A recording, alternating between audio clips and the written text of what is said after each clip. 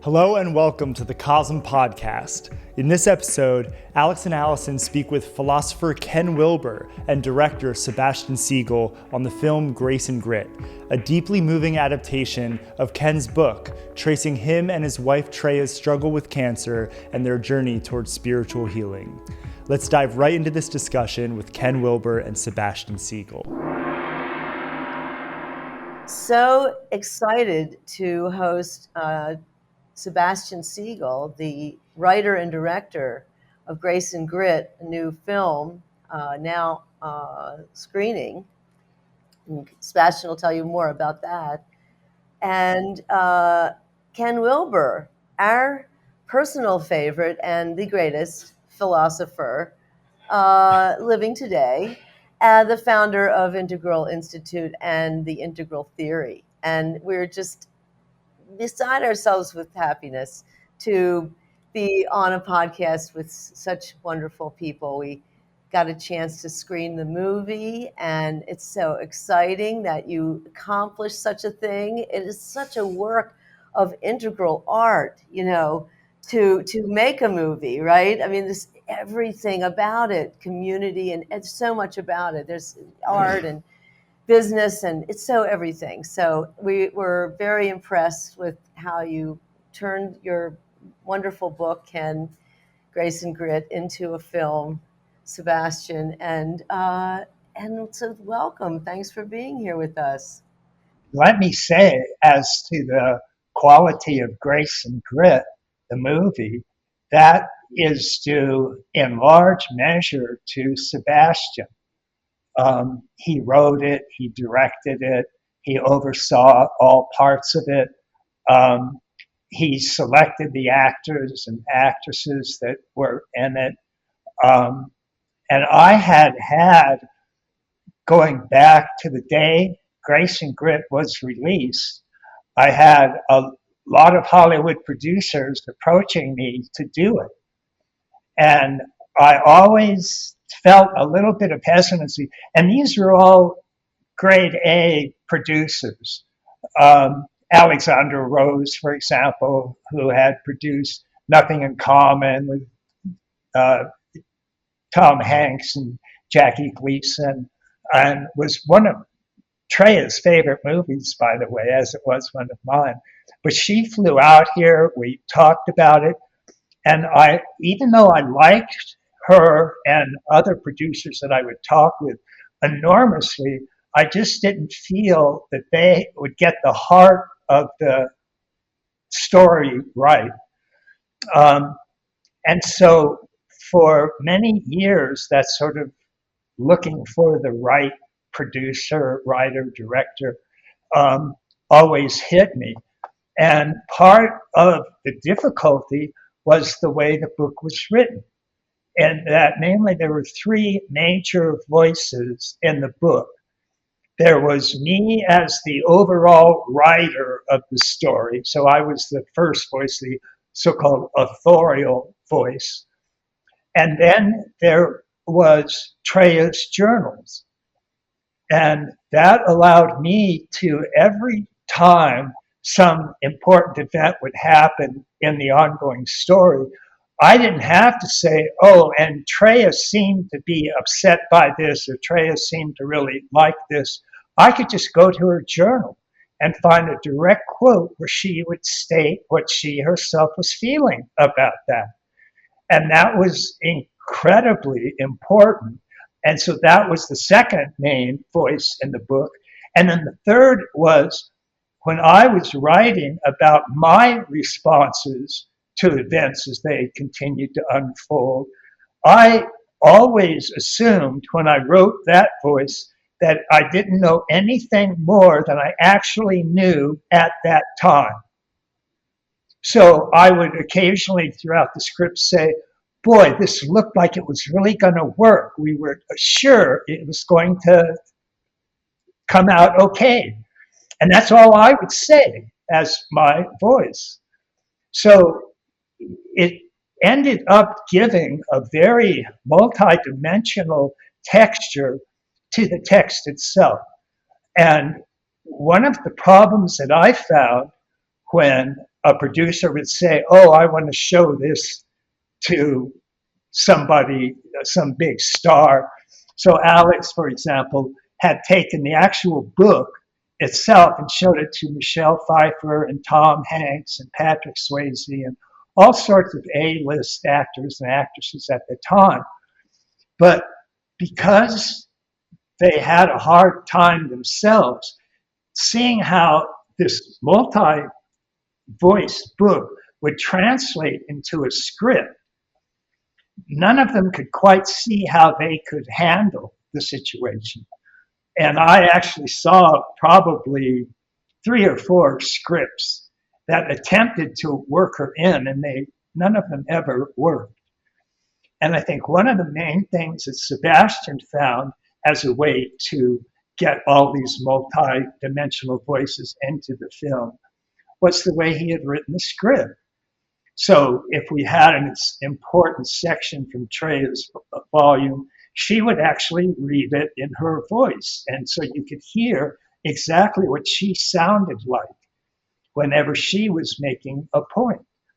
And I think it's that rich being able to actually hear Treya and hear her own words in her own voice that made it such a complex and rich story in itself. So I was delighted when Sebastian said that he wanted to do it. And he spent many years working on it, including writing the script and doing everything that producers normally do, which is just an inherent nightmare of little productions you have to do to get everything to come together. And then on top of that, directing it. And to do that, he really had to have a very keen understanding of what each of the roles were like. I mean, he really had to understand what Treya was going through, and he really had to understand what I was going through in order to direct the actors and actresses to really get on board. And if you read their accounts of how the filming went, they all were incredibly impressed. And not only did they get what they were to be conveying, it emotionally moved all of them enormously. I mean, one of the things that's been satisfying for me about the response to the written book is, first of all, just the enormous number of responses that I've gotten. But part of the major part is just how much it affected them. I mean, we already had Love Story written and made as a big film. And that was boy meets girl, boy falls in love with girl, girl gets terminal illness, girl dies, everybody cries. That is how Grace and Grit could have turned out, because those are the same broad bones of it. But what doing it like that wouldn't have done is let the actor and actress really bring alive what each of us was feeling at that time. And then behind it, there is a story of transcendental love, which is, when we talk about art, we'll talk about the importance of art being able to represent the transcendent realm. And that was what, first of all, made it more than love story, but also just held it together, because it was the underlying theme of the whole production. And all of those parts that I just explained were due to Sebastian and the care that he took in producing, directing, and writing this thing. So every time I hear something said great about how cool the film is, I always have to give a few minutes on Sebastian. And by the way, I was not micromanaging him. When he wrote the script, I said, no, I trust you. I don't want to see it. And I didn't read it as he was doing it, because I knew, first of all I could do was sort of interrupt what he could bring to the project. But also, I just knew that he was going to do a great job on it. And he did. So, for all those reasons, again, am enormously thankful to you, my friend. Wow. Sebastian, how does it seem to you that you encountered Ken and his book? What's your side of that? Yeah, it's first of all so beautiful, Ken. You're talking about transcendental love and art in that way. I remember when I first, I'd read so many of Ken's books and was just in awe of his mind, and he had touched me and opened me, and I learned so much from your work, like so many people around the world, right? It's like whenever you run into someone who reads Ken Wilber, you're like, oh, well, I remember when I first came to Boulder and was meeting everyone there, and they were like, well, how did it happen to you is always the question, right? And I remember when I was reading even, a brief history, and I would want to reread it and really own it, inside, not turn a page unless I really knew the material and felt and was not just here, but living from that space.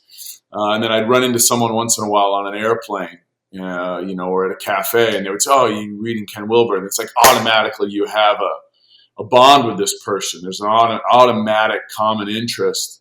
And I think that one of the many things that separates your work, that separates Ken's work, is that there are so many extraordinary authors who write things about love and transcendence and spirituality and philosophy and psychology. And the power and value of those voices is that they're broadly accessible. And then with Ken's work, there is a requisite. You cannot just pick up any book and start reading it. You have to have already read 10 or 100 other books on philosophy or spirituality or psychology. Yeah, so there's a requisite, there's an entry point. You have to already be here to go there. And that's, why ultimately when people are on this path, eventually they end up, with reading Ken. And I remember I was talking with Christiana Wiley, right, a friend of ours, and she was saying, she was having a conversation with someone. We were at Norman and Lynn Lear's, and they were talking about consciousness, and she was saying, oh, do you read Ken Wilber? And they said, no. And she was saying, how can you be so interested in consciousness and not be reading Ken Wilber? Like, eventually that's where the path goes, right? Like, eventually that, like, all other readings are sort of, are ultimately take you here, take you there. So I think that, by the time I had read Grace and Grit, that initially I had 4 or 5 of Ken's books on my table, and I looked at that one. I thought I'm just not ready for that one yet. That it was the stories of consciousness unfolding that interested me the most and that I was drawn to. And so then by the time I read that, I remember I put it down. I was in Atlanta and I was working on a film, and I put it down, and I was just somewhere crushed and somewhere full of hope. And it was like the little me that was crushed, the will to want to stay in this life and never go away. And yet it was the big me, this me that lives on, that was like, wow, there's this thing that goes on beyond. And I'm so grateful for the dance and the destruction that's requisite to the resurrection, and to be able to taste that in someone else's words, through the words of this man who I admire so much, who I've learned so much from his work, and through this woman who he was in love with, who they were loved together.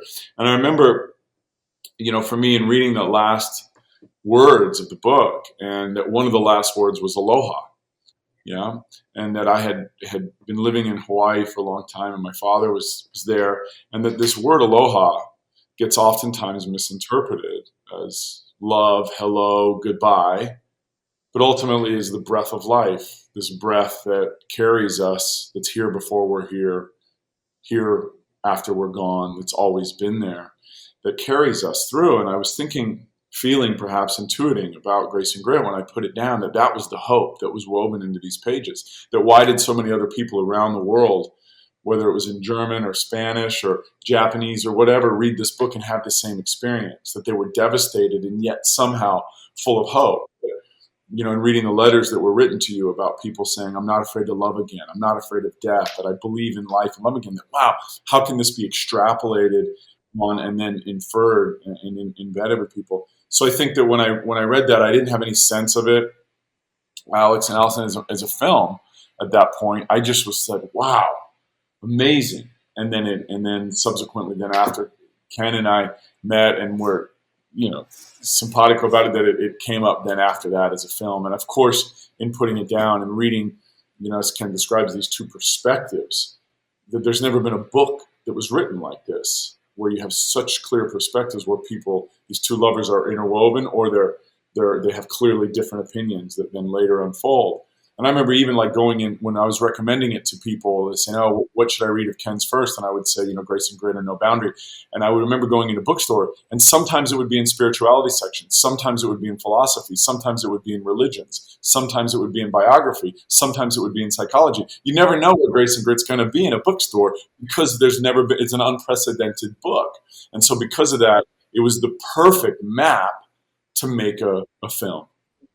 One of the things that, I've over the years, of course, gotten an enormous amount of feedback from the book. And this was when, including the time that we just had letters, and then people actually had to write out letters and address them to me, and then I would open it and read the letter. We didn't just have internet.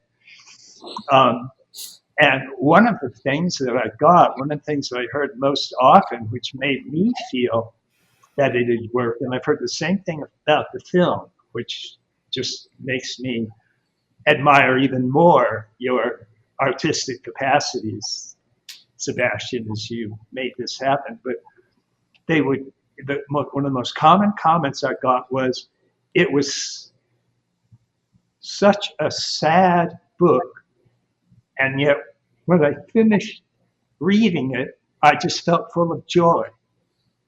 And it was always that combination. And the sadness was, yes, we had gone through these horrible things, these ups and downs that are just nightmarish, and that no typical artist would even think to come up with all of those terrible circumstances.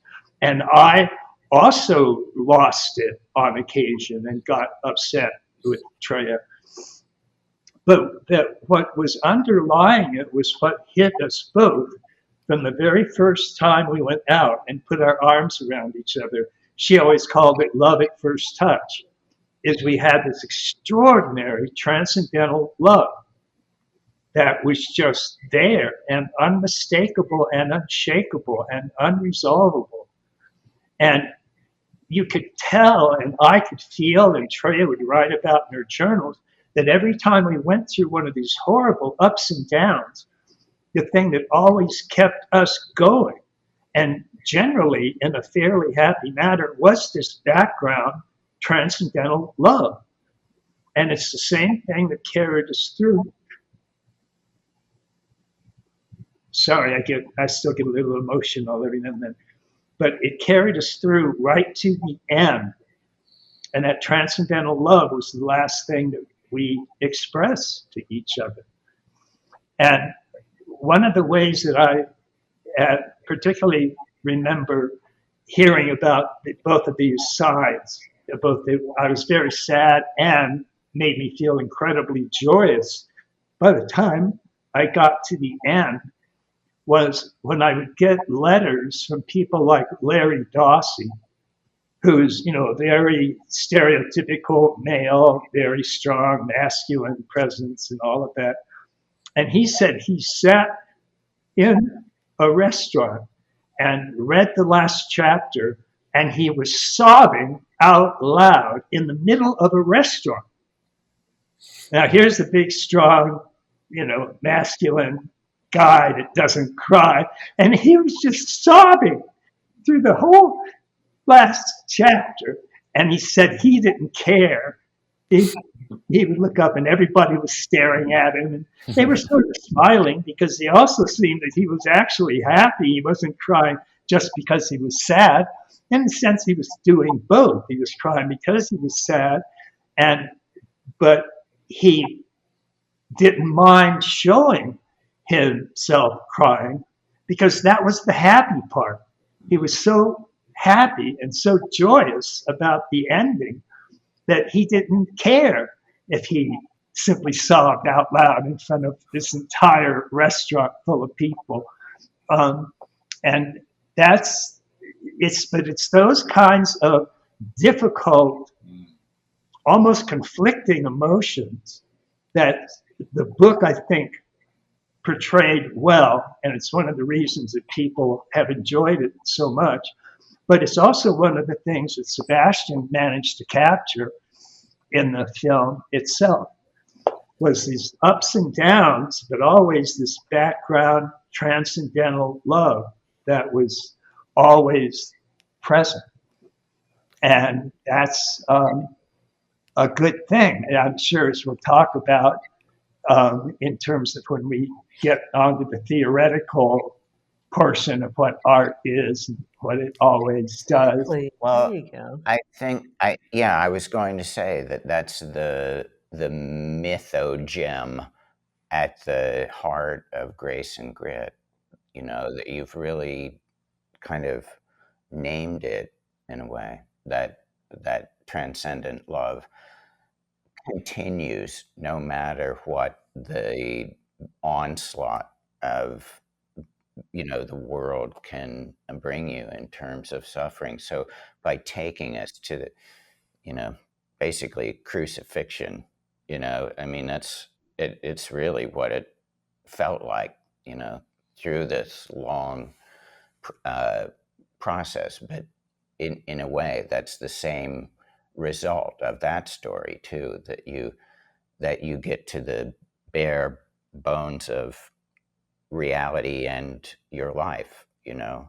And I thought it was also rather brilliant to pull in Treya, and that video in a way had a very meaningful place, and to be able to introduce Treya as a real person, and this is a way of giving you a taste of both the agony and the ecstatic possibility of love. Yeah. And I think that end segment where Sebastian showed that one talk that she had given at Windstar, really a few months before she died.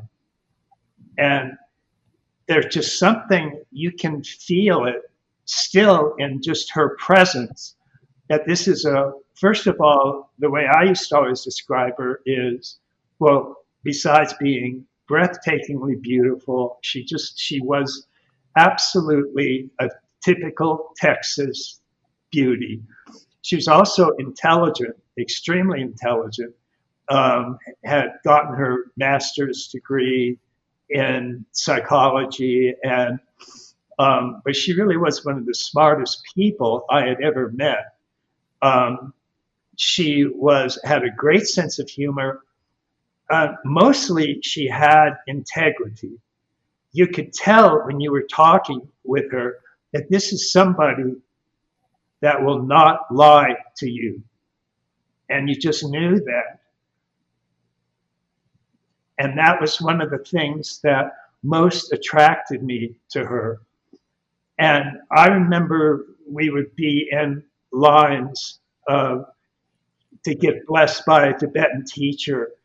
And we're all walking up in line, you know, and have a few words with the teacher and get a scarf put over our head and all of that. And then Treya would come on and he would start talking to her, and he kind of looked sort of a little bit puzzled. And then he'd put the scarf over her head, and 8 out of 11 of them actually turned to their assistant and said, "Who is that? Like, are you sneaking Buddhas in the line for me to see if I can spot them? Because if you are, I just spotted one." And 8 out of 11 of them had that response. It was always, ah. So even although that speech that was shown at the end of the movie, even though that was when she really was as low energy as she could have been, as I say, she only lived a few months longer after that, I still felt that you could get a sense of her integrity and her honesty when she was talking. And I thought, and Mena Suvar, by the way, did a fantastic job in playing Treya from the beginning to the very end. I told Sebastian I thought she should even get an Academy Award nomination, at least. And if the members of the Academy Motion Picture had known Treya and then got to see how Mena portrayed her, they would have agreed and definitely give her a Academy Award nomination. But she just did fantastic. But I thought it was great just bringing on Treya towards the end, which was also towards the end of her life, and just let people get a feel of her talking about what her life meant. It was a great way to complete, I think, the kind of comprehensive story, and also make use of visual material that existed in a way that would make it real. And so, I don't know. That's a kind of artist's path that you have to discover all the different ways that you can, make what are the most important points to make. So, right. So even the things that she was still saying, like, because I can no longer ignore death, I pay more attention to life. And that was just a perfect summary of how she had grown into more and more life and transcendental love and awareness, right up and through the moment that she closed her eyes and passed out up here. So it was, again, I thought that was a really nice touch to the movie. Yeah, I think one of the really powerful things about this story, and why so many people around the world online who've read this film have said in many languages, this is devastating and heart-wrenching and yet completely uplifting, is exactly what you're both, the three of you, are talking about there. That Treya's final statement, that I can no longer ignore death, I pay more attention to life. And then your statement in the end that somehow our love lives on. Yeah, are both of these sensibilities about the continuation, the never-ending continuation. That this is a story about the moon and the stars, the sun and the stars, told through you, through the two of you. And that was, I think, at the heart of what would make it work as a film, to articulate both your work and this love that you touch and that is expressed through the two of you in her journals and in your chronicling of that experience. And I was thinking about, as both of you were talking, that in your art, in your work, Alex and Allison, and Ken, in your writing, that what speaks to me so much and so many people around the world, this paradox of the here and then the forever, the here and now and the forever, and the salt and the honey, and that this crucifixion and the resurrection, and that the bee and the flower, that they're all inseparable. They're all one and the same, yeah? And that ultimate equanimity comes from the awareness and appreciation of both of those sides and extremes of the paradox, and how at those extremes they touch one another. And I think that in film and in the immersive quality of film, to be able to touch those things, to be able to celebrate the salt in the moments of honey and the honey in the moments of salt, I think is a valuable mechanism in film. And so I really wanted to do that a lot in this story, in your story, so that there's moments where, let's say in the music, when Kim and Catherine Kluge and I were scoring it, where you might be in a scene where there's a moment where Treya records an interview with you, one of the few interviews that she's going to fax, and so she records it with you, and then afterwards you kiss, and there's this romantic connection. And the music there leans totally against that the music's really ominous. Yeah, I love this quality because the sweetness and the flavor of a kiss or of an embrace is ultimately knowing that it's not going to last. Yeah, it's ultimate confrontation with mortality. This kiss will come to an end. And let's just really embrace it as sweetly and deeply as we can, knowing that it's not going to last, that the flower is going to fall from the tree.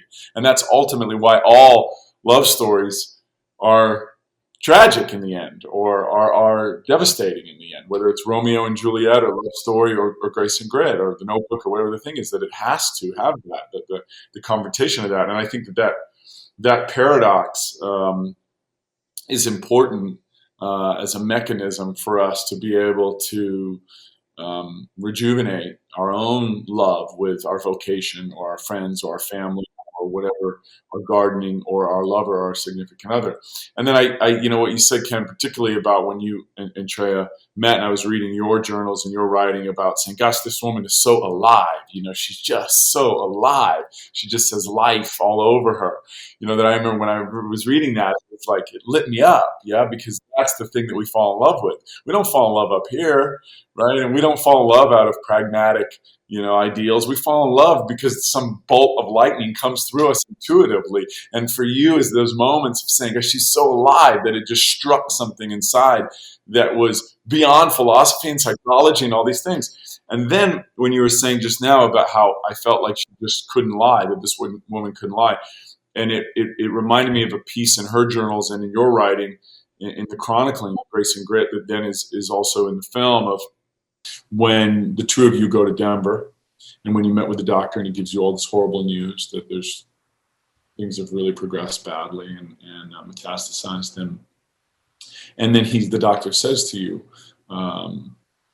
don't tell her now. I want to tell her tomorrow when I have all the information in front of me. I want to be sure that I've got a full picture in order to give her the full story. And you say, okay, I understand. And then you get in the car and you go home, and she's excited because she feels like, the doctor said it's all good news, but something. And you are not going to reveal it to her. You don't want to reveal it to her because it might be what's best, but you can't not. That even though it's nonverbal, it's written on your face. She can feel it in your biology. And then that's when, you get home and there's, this breakdown and ultimately breakthrough. And I find that to be a compelling part of, as lovers, what do we reveal and how do we reveal it, whether it's with words or just expression. We have all these different languages, erotic languages, dynamic languages of expression and of feeling and of subtle energy. And that was so palpable in your story. And I thought that was important to put on screen because we all feel those conflicts with those that we're close to. I think that this struggle to be human and to fall in love and to grow through love is the struggle to allow it to crucify us at some juncture in order to resurrect us. And I think that in any great love story, whether it's Romeo and Juliet or Grace and Grit, that has to be an integral part of the story, that the confrontation of mortality, in other words, the sacrifice of the little self for the bigger self, is ultimately the underlying theme of what's going on in a great love story. Mm-hmm. But how dare a doctor tell you that? Okay, I couldn't help thinking that when I saw that. It's like, who do you think you are? I have this, relationship full time with this woman. We're going up and down on all these different rides, this roller coaster of her health, and then I'm going to wait and let you tell her? No. And I think you took the reins as you should. Really. I mean, I think that there are people that don't want to know the truth when the truth is coming, and I've known people like this who have extended their life a great deal longer because they knew that that's what they wanted, was to not to know the truth. But and they told everybody. And I mean, my aunt, she just said, don't tell me. I tell me that that you got it all and that I'm going to be fine. And everybody went for that. I heard that people in China have that kind of pact too with family, Yeah. But she asked for it, and she lived like 10 times longer than they said she was going to. So Yeah. some people know that, but I think that some people have a relationship that is like that, where you don't lie. You Right. have to know. I'd rather know, from my beloved than from a doctor in a sterile Yeah. office because he's got some, pictures, Right. And I think doctors, just because of their day-to-day interaction with this, where similar types of things happen all the time. They get a patient, they say, oh, we have to do tests. They do the tests, they come back, and the person's metastatic cancer. And the doctor will say, okay, come into my office tomorrow, we'll talk about it, or something other than they don't want to just walk in and blurt out, oh, you've got metastatic cancer, your whole body's croaked with cancer, you're going to die probably within a few months. So they just get used to sort of arranging how the bad news is delivered. And remember, when my parents, for example, my mother's father died of stomach cancer. And the doctor simply would not tell him that he had stomach cancer and he was going to die. And the rest of the family was supposed to keep it quiet from him as well. So they just never, ever told him that he had terminal cancer. And he just got weaker and weaker and weaker and died. And that's how doctors adapted to that kind of bad news. And it was only sort of recently that they became more open about telling their patients what the results of the tests were and so on. And we were still about halfway through that period where it went from don't tell them at all to, oh, be really open about it. And so we were sort of halfway in between. And that doctor caught me with one of those, don't tell Treya this because he had an excuse, which is, I want to have all of the data ready for her because she always asks so many intelligent questions and all of that. And that ride home was one of the most horrible experiences I had.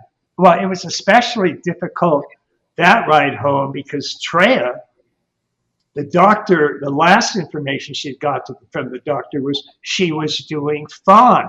Yeah. She was doing relatively okay. And that's the condition she was in before she took the tests. And the test said, oops, took a bad turn. She's got cancer, recurrent cancer. And so on the way home, Treya was going, God, I can't believe I'm going to be well. This is going to be better.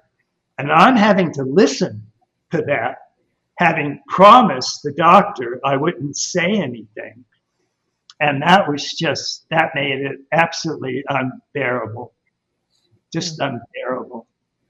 And like I said, it was the last time I did anything like that at all. And he did catch me off guard. I mean, he was the doctor saying, you've got to help me. What are you going to do? So, and, it's why it's so difficult all around. And I think that God, to be able to, in some way, put that into art, Ken, it was one of the most healing things that you could have done. And that, I mean, in the massive amounts of healing that had to take place in, the writing of the book and just your life, in the decades after. Because I feel like, look, she's here with us, still. Yeah.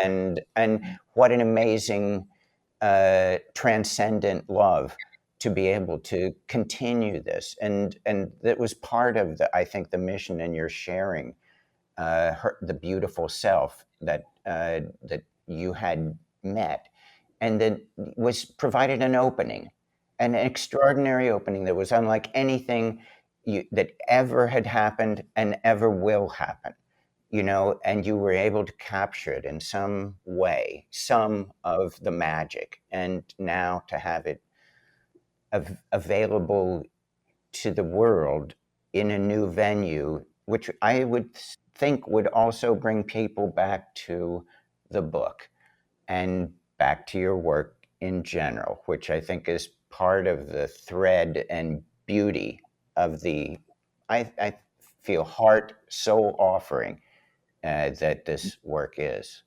I just want to commend you both for the extraordinary effort that this entire work represents.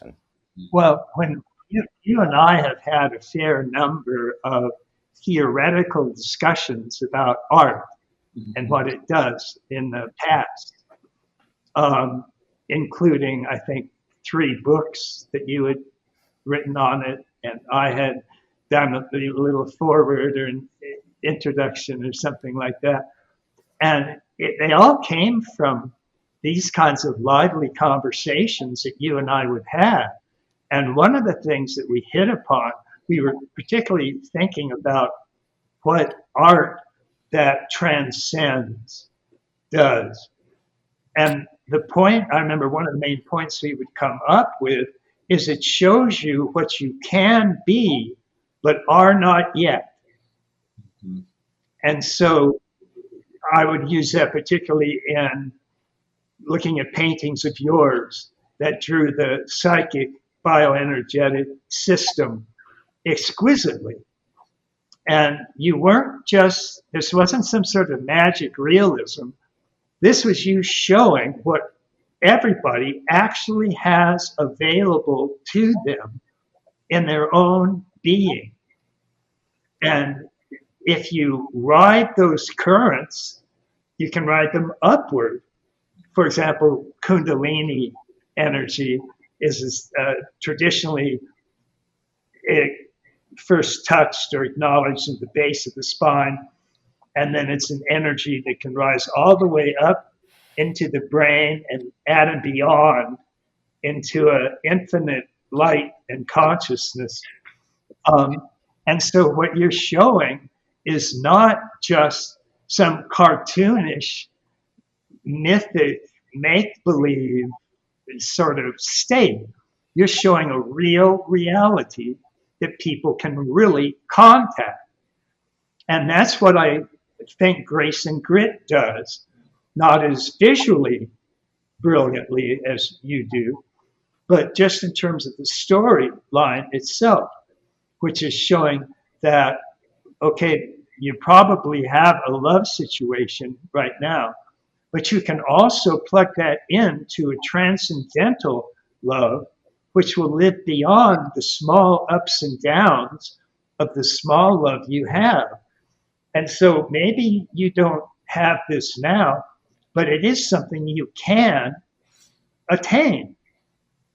And so that's where we'd come up with art like that transcends, is showing people what they can be, but are not yet.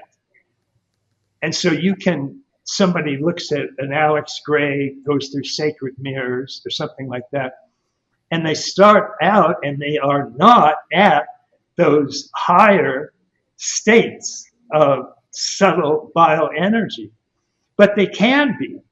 I mean, the whole point is that you stand in front of each one until you can reflect it back. And it starts with the gross body, and it moves into more subtle body, and it moves finally into causal ultimate reality.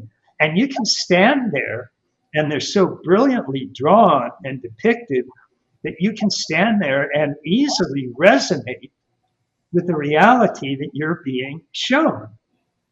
And that's an extraordinary gift that you have. And I've always had really wonderful things to say about that. Yeah. Well, I wanted to point, if as long as we're pointing the finger at Alex's art, I just was thinking before when we were talking about the kissing painting. When Alex did the kissing painting, which was really kind of around the time we met in the 70s. But in any case, Alex portrayed the people kissing, and they also were like, all their veins and nerves were showing and everything. And that was really like the first time seeing that sort of thing. There was a psychic energy system before that, but then with the people kissing, the temporal nature of their relationship, this threat of death, which is hovers around a loving couple, like one of us is going to go first. There's Right. even a story in the teachings of the Buddha about a couple that goes to him and asks, what do we do about this fear that we have that one of us is going to go first? And the Buddha says, if you walk the path in the same way throughout life, there's a chance that you could reincarnate as one person. I never forgot that. I thought that is profound that we could actually reincarnate as one, because if we loved the other as much as, they love us, and vice versa, that kind of, engine, you could be a Buddha, because Right. you would have to essentially love yourself and love others, and like, it's just, you would be a Buddha. So I think that is a great amazing thing about, a loving relationship, that you can Right. try to, be, one with that person. And I also was thinking about your life, Ken, the little that I know of it, was where you spent, years in sequestration, in silence and study. And then these were like the years that you spent in service to another. It was like you were completely and fully in service to Yeah. another for like a period of years.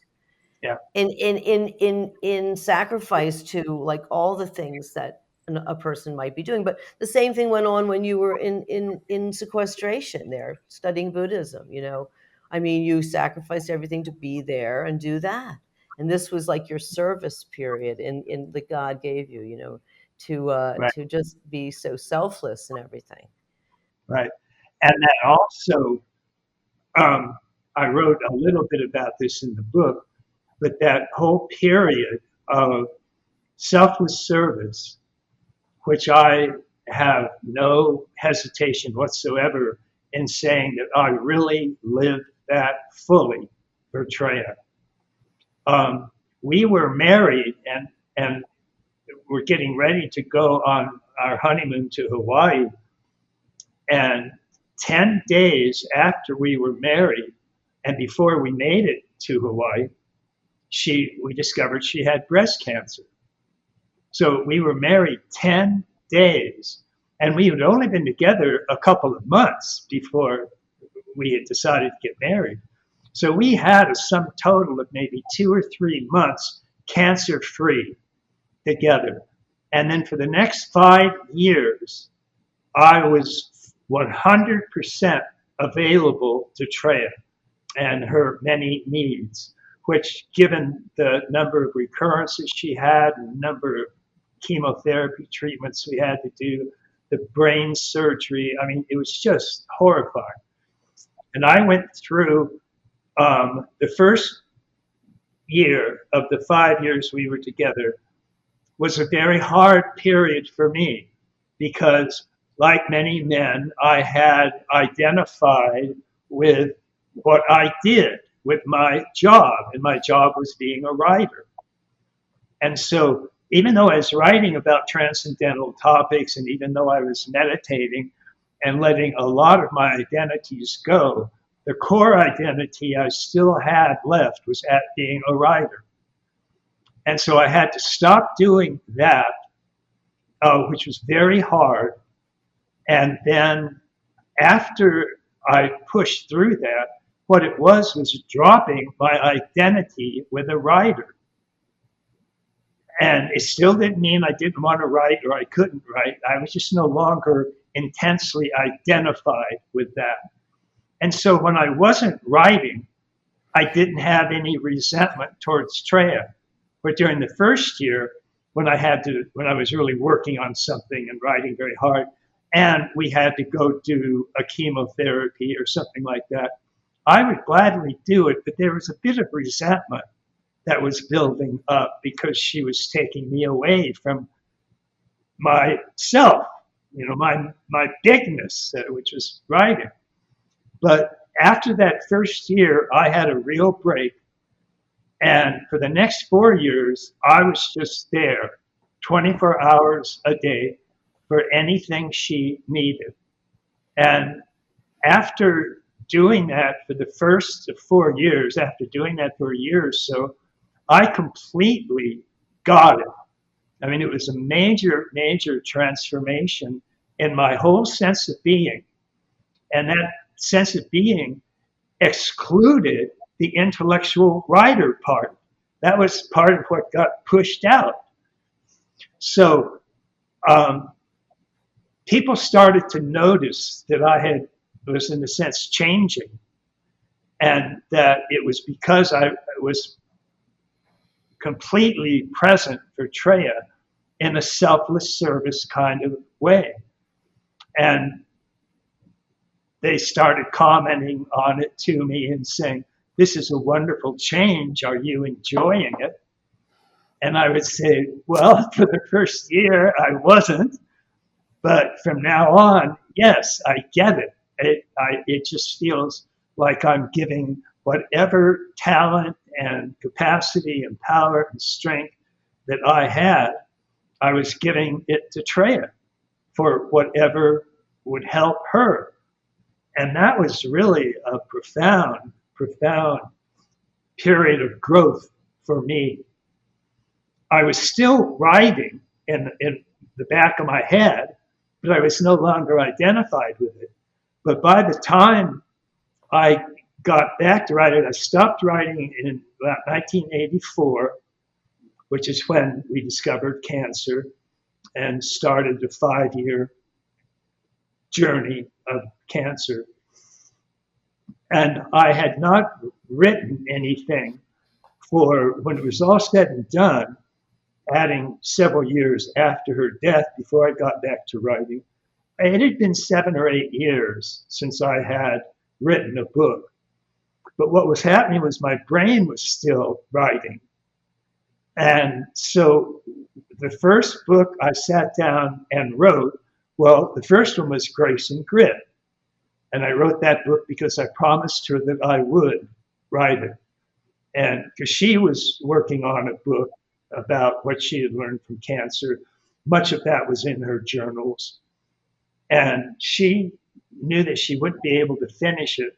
So she wanted me to write a book about what we had learned in our own difficult up and down course, but with this background of transcendental love. And those are the journals, by the way, that I had, before she died, I had decided that when she did die, I was going to just destroy her journals. I wasn't going to read them. And the reason I wasn't going to read them is,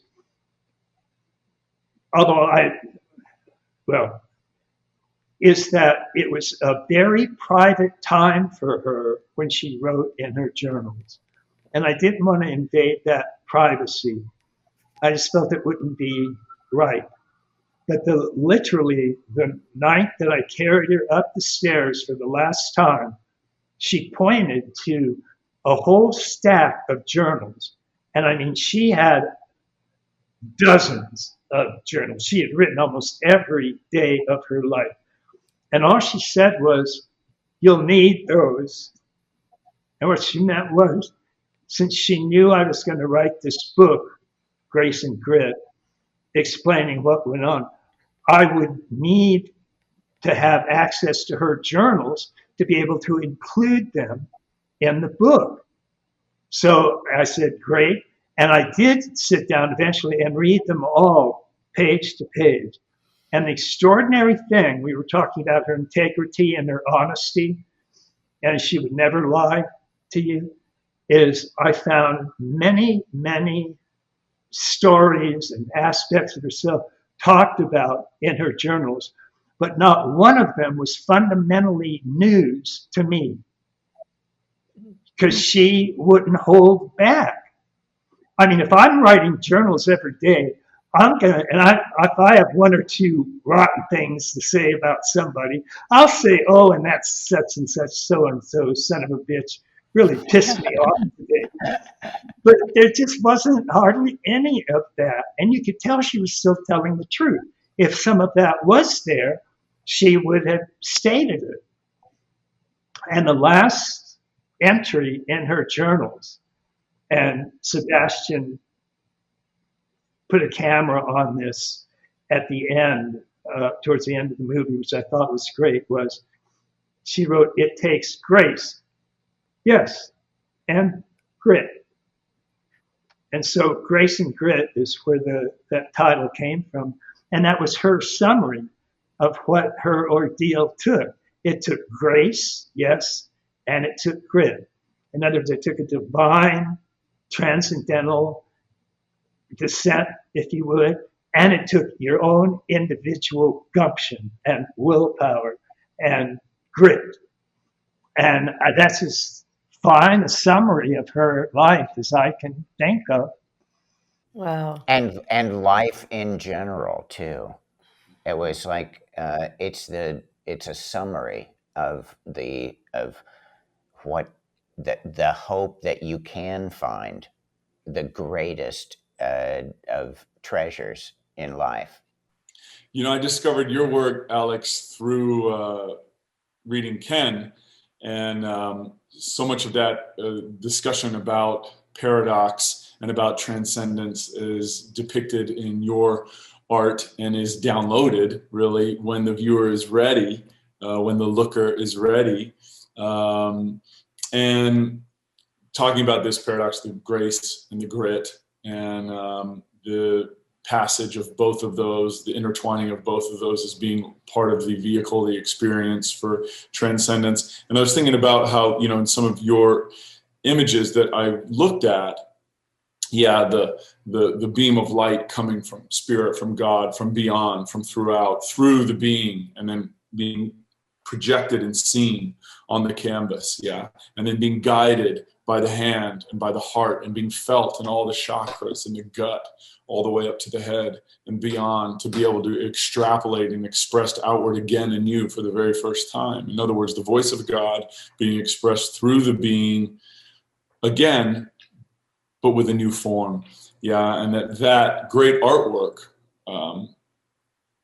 speaks to people on all these levels. In other words, that a great artwork must speak to someone mythically and mystically, whether it's a statue by Michelangelo or a brilliant painting, that if we sit in front of it, there's something that has us wanting to look at it again and again. And I have experienced that so many times in looking at Alex's paintings. Alex and Allison, I look at the body of work and there's so many things that I want to look at it again and again and again. And there's a painting I've seen and I love it. And then I go to it again and I'm like, my God, it's so nice to look at. Because what am I looking at when I see that painting?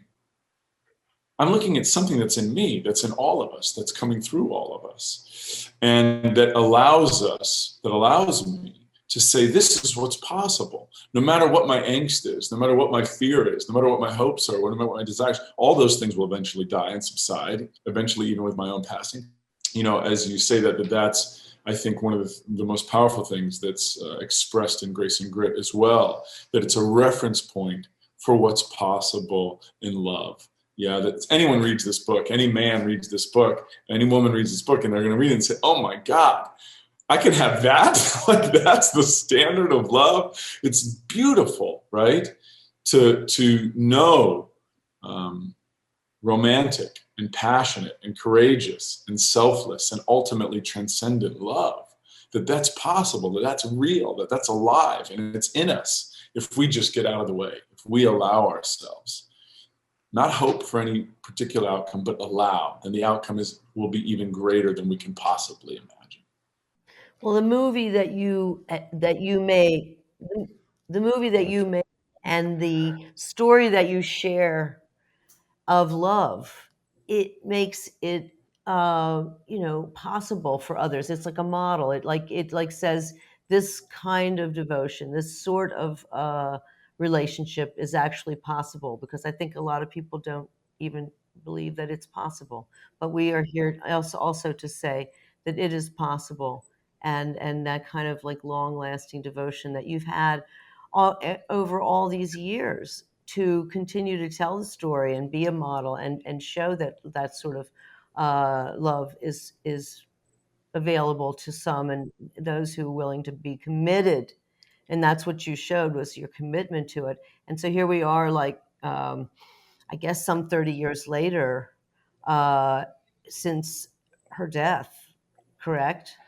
And you've had a long life of many things, and doing many things. And I just wondered if there was any reflections that you'd like to share about the I don't know, the effect or the learning or whatever it is that came with that experience, because that was, you is so vivid to you now, Right. obviously, too. Yeah. Well, the fundamental learning was what I briefly touched on before, which was truly getting into a selfless service. And I had always previously in my writing had included selfless service as a transcendental or transpersonal virtue, but I mostly would just write it out. And I didn't have any, it's one of the few things that I wrote out that I didn't have any direct connection to myself. But I knew I had to include it because so many other great perennial philosophers and spiritual writers and so on, and often people like Roger Walsh, if they'd make it the highest of all the transpersonal virtues you could have. So I'd always find myself dutifully writing selfless service, transcendence, eternal love, infinite spaciousness, etc., and selfless service. And then when I met Treya, and from the first moment that we literally touched, she always said it wasn't love at first sight. It was love at first touch. And that's what happened. We were sitting down. I, of course, had love at first sight with her because she was just so gorgeous. And men tend to do that. So I appropriately felt pretty strongly in love with her at first sight. And we went over to Sam Keen's house. A few of you will remember who Sam Keen was. And he was living out on Muir Beach and had a house there. And we sat down, we ate dinner together and then sat down on the porch. And I put my arm around her. And as soon as I did, I felt just this electrification of my entire body. And I was just stunned because I already knew that it was love at first touch, but this was something extra. This was you think you have love? Try this, zap, and my whole body was electrocuted. And I just sat there and didn't say anything, probably for at least 10 or 15 minutes. I mean, it really was a long, long space. And I finally just looked over at her, and all I said was, has anything ever happened to you like this before? And all she said was, no, never. She was feeling the same thing. And we just embraced for the rest of the evening, not really kissing or anything, but just embracing in this electrified oneness that we were feeling. And that's something that Alex could paint much better than just ordinary people looking and seeing two people holding on to each other and they look like they're having a good time. But Alex could actually paint the energy currents that are occurring through this. And he has on several occasions painted exactly that kind of stuff. But that was for me. And I had had a couple of satoris before. I had been doing Zen for 10 or 15 years. I had written 6 or 7 books by that time. So I wasn't unaware that these kinds of things can happen. I just never had it happen in that visceral, electric a way with me. And then that love formed the background of everything that happened to us. And so the next major learning I had was 10 days after we're married, we find out she has breast cancer. So we cancel going to Hawaii, we cancel our honeymoon, and she starts this intense study of cancer and cancer treatments and all of that. And I was reading the same stuff she was.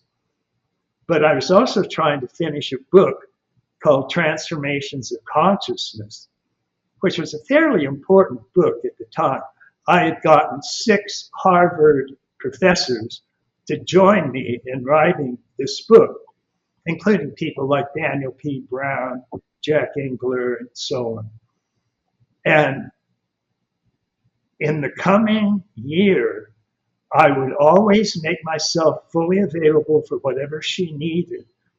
But I also noted that that was a clash between writing or helping Treya. And after the first year, like I say, I went through another kind of transformation where I just dropped identifying as the writer and really started looking towards selfless service. And that, in a sense, did what theoretically I had known and what in the few satoris I had actually experienced. But it was the genuine disidentification with every small self or ego that you have available, and instead finding this pure transcendental witness that witnessed all objects but was identified with none of them. So in that state of witness, I had sensations, but I was not my sensations. I had feelings, but I was not my feelings. I had thoughts, but I was not my thoughts. I was just this pure conscious, pure awareness, not any content of awareness, just pure awareness, pure consciousness. And from that position, which is radically free of all narrow identifications, I was no longer identified with my body, I was no longer identified with my mind, I was no longer identified with my ego self. I could take up from that freedom from all of those, because the pure witness is nete, not this, not that. But from that pure stance of witnessing, I could then move in to doing anything without turmoil, because I wasn't identified with anything. So it's just this pure, free, radically open emptiness. And as I started adopting to that, I found that I could indeed enter into any type of activity and bring a full presence to it. And so because I was no longer identified with the writer of books, if something happened and I couldn't write, that didn't disappoint me. So because I'm not this, not that, I'm nete, I'm not just a writer. So I could take my core or true self, which is the pure witness, and bring that to bear on any aspect that was arising in my environment and that demanded some action from me or some attention to me. And I could do that, including taking care of Treya. And it was a good time because at that year that I went through making that growth transition, Treya's cancer had come back, and we had to do some very difficult, serious choices about what she was going to do to go forward. And I was just fully present for all of that, and took her to the hospital, had a cot put in the room so I could sleep next to her. And the cot was like about 5'6". So I would always lie down, and about a foot of my feet would hang off the end of it. But the nurses would always come in and say, "Are you okay?" And I go, "Yeah, I'm fine." I'd say, "Can you even be in here?" And I would say something like, "Yes, the doctor gave me permission to be in here," or some such. So I stayed with her in the hospital from then on, including up to her brain surgery and so on. But it was fortunate because I really could not have taken care of her if I was still identified with some chore I should be doing. And by being able to pick up any of those chores, but also let all of them go and devote my attention exactly where it needed to be devoted to, day in and day out, then I never wrote again after that, for example. I spent the next 4 years literally spending 24 hours a day taking care of Treya. And that was just such an extraordinary, it was a deeper kind of freedom. And it was a realization of just continuing compassion and mercy and helping and giving and loving. And I grew enormously from that experience. And again, theoretically, I knew all about those stages and what would be happening. But to actually go through that, starting with that electrical downpouring of love that always gave me the strength to do it, there was the actual change that I went through in terms of disidentifying with all the small aspects that I had been identified with. So I could then, from the stance of the pure witness, step in and help her do anything that needed to be done. And I did that right up to the end. I had a gun belt strapped onto me with walkie-talkies and 3 or 4 medicines that were required. And people would always see me going around wearing this gun belt with all of these accoutrements hanging on it. And they were all things that would help Treya.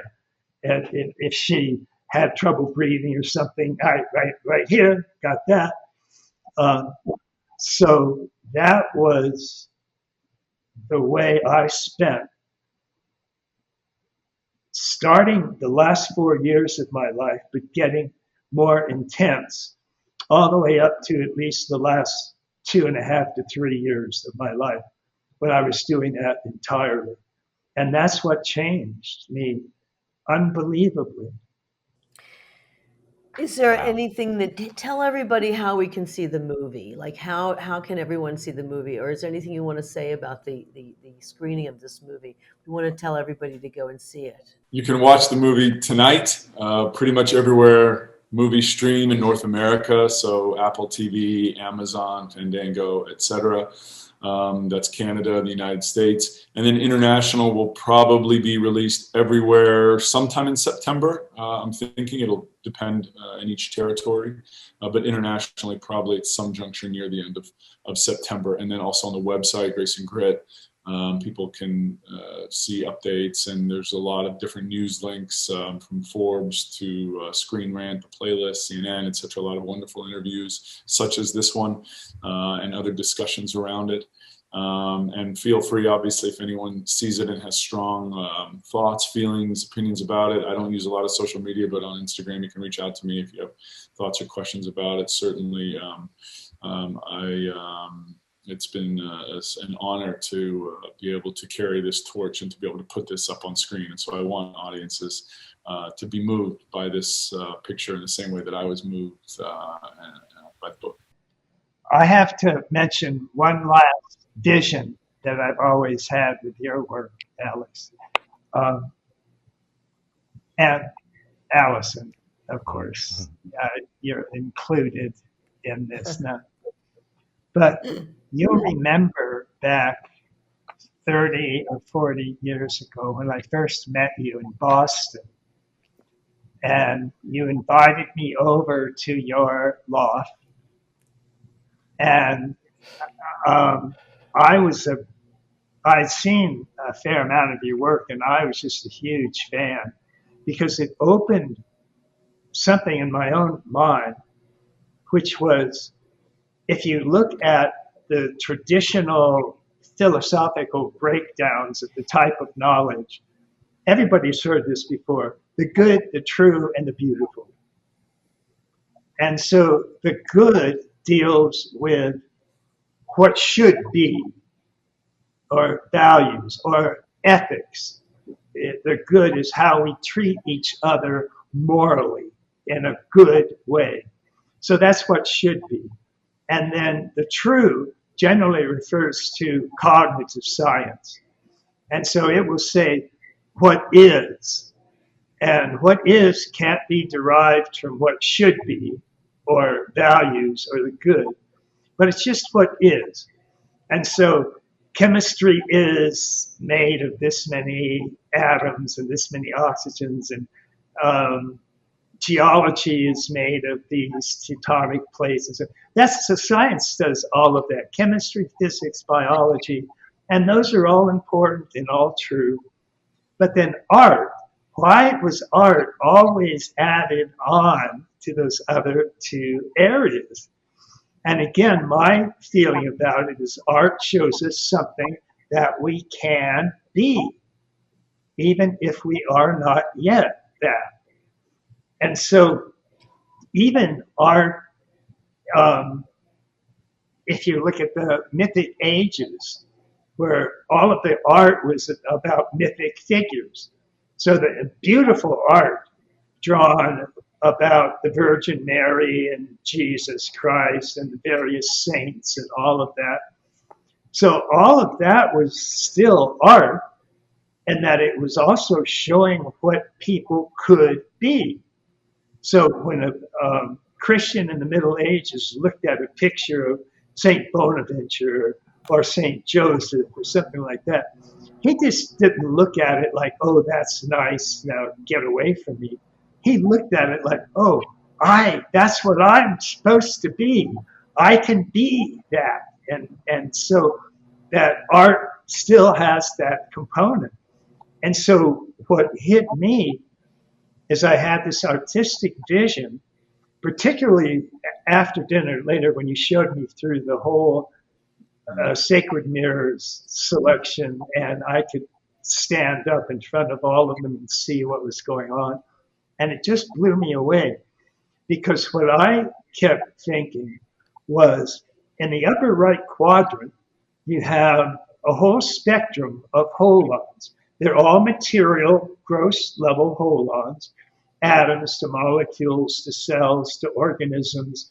Then in organisms, you get a tree of life of ever increasing complexity, from reptiles to mammals to primates to humans with their triune brain and all of that. But I kept saying, what if all of that was drawn with additions from Alex, when he would put up all the subtle aspects of all of these areas? And that struck me as that would just be outrageous. And it would go along with my version of the future, when we really did have an integral model of what human beings were like. And so we would, of course, include not just gross matter energy, but subtle matter energy. And then when you ride those subtle energies up, as I say, like with Kundalini, you get causal, formless, which is the formless, of course, is the last of the sacred mirrors as well. But I just always had these images, and I still do to this day, when I draw out pictures of the integral framework, which because it is attempting to influence mainstream people, it just has gross level realities. I'm not sneaking in any subtle levels, although I'll talk about them and say they're important, but I don't have actually, we haven't hired anybody to yet try to put in some psychic subtle pictures of what they would look like. But that's what I always had ever since that first day I came away from you. And it's turned out, of course, in your own growth and development, that you've essentially done that. I mean, there are most concrete things. You will often start with a picture of them and then show where the subtle energies move through them or around them. So when you're showing two people hugging, you'll show the naked, gross body, but then there's subtle energies going between their heart and rays of energies going off the top of their head and all around it and stuff like that. And as said before, your work is important because it's not magical realism. You're not making them up. There's something that you actually see. These are real realities. And that's what they're there for in your art, is to help people wake up to what they are not yet, but they can become if they see the transmission that you're pointing out. So that's one of the reasons I've always loved your work. And I just thought I'd throw that out there because I don't think I've told you that before. Ken, it means so much to me. And you know that the sacred mirrors, the frame was completely influenced by Up from Eden, and the entire framework is an evolutionary framework. And I saw the series as it had to be a place of contemplation within a framework of consciousness evolution, which is what I feel like your work is, and even the movie, because it's in the framework of transformation, and that we will recognize something after we've experienced this, that perhaps we feel more open or more in contact with that.